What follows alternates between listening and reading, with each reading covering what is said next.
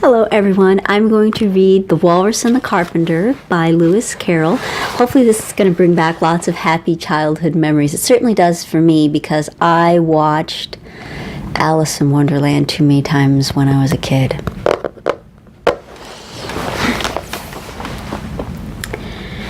The sun was shining on the sea, shining with all his might. He did his very best to make the billows smooth and bright. And this was odd, because it was the middle of the night. The moon was shining sulkily, because she thought the sun had got no business to be there after the day was done. "It's very rude of him," she said, "to come and spoil the fun." The sea was wet as wet could be. The sands were dry as dry. You could not see a cloud because no cloud was in the sky. No birds were flying overhead. There were no birds to fly. The Walrus and the Carpenter were walking close at hand. They wept like anything to see such quantities of sand. If this were only cleared away, they said, it would be grand. If 7 maids with 7 mops swept it for half a year, do you suppose, the Walrus said, that they could get it clear? "I doubt it," said the Carpenter, and shed a bitter tear. "Oh, oysters, come and walk with us," the Walrus did beseech. "A pleasant walk, pleasant talk, along the briny beach. We cannot do with more than 4 to give a hand to each." The eldest oyster looked at him, but never a word he said. The eldest oyster winked his eye and shook his heavy head, meaning to say he did not choose to leave the oyster bed. But 4 young oysters hurried up, all eager for the treat. Their coats were brushed, their faces washed, their shoes were clean and neat.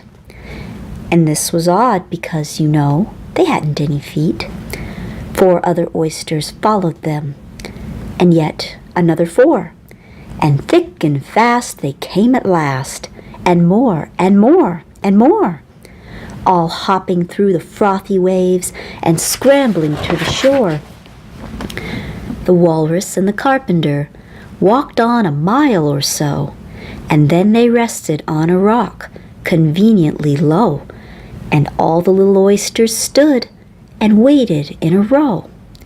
"The time has come," the Walrus said, "to talk of many things, of shoes and ships and sealing wax, of cabbages and kings, and why the sea is boiling hot, and whether pigs have wings."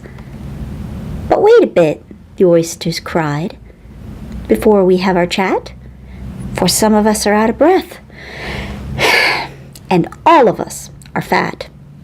"No hurry," said the Carpenter. They thanked him much for that. "A loaf of bread," the Walrus said, "is what we chiefly need. Pepper and vinegar, besides, are very good indeed. Now, if you're ready, oysters dear, we can begin to feed." "But not on us," the oysters cried, turning a little blue. "After such kindness, that would be a dismal thing to do." "The night is fine," the Walrus said. "Do you admire the view? It was so kind of you to come, and you are very nice." The Carpenter said nothing but, "Cut me another slice. I wish you were not quite so deaf. I've had to ask you twice." "It seems a shame," the Walrus said, "to play them such a trick, after we've brought them out so far, and made them trot so quick."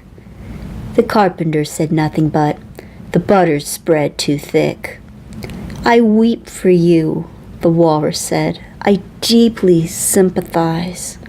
With sobs and tears he sorted out those of the largest size, holding his pocket handkerchief before his streaming eyes. "Oh, oysters," said the carpenter. "You've had a pleasant run. Shall we be trotting home again?" But answer came there none. And this was scarcely odd, because they'd eaten every one.